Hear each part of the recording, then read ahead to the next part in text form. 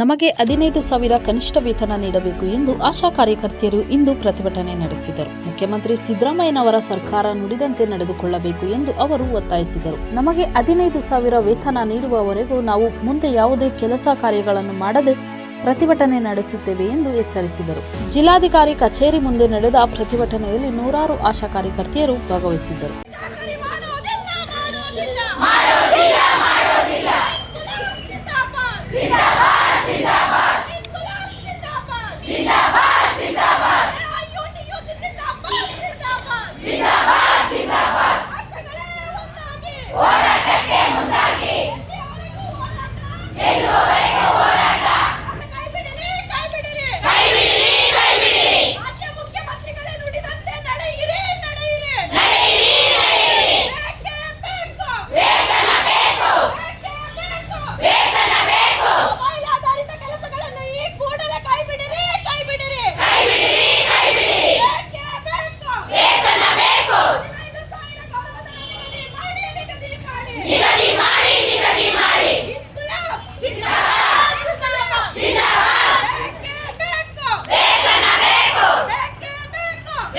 ವರದಿ Nataraj ಜೆಟ್ಟಿ, Mandya. ಮೆಂಡು news network, ಸತ್ಯದ ಕನ್ನಡಿ.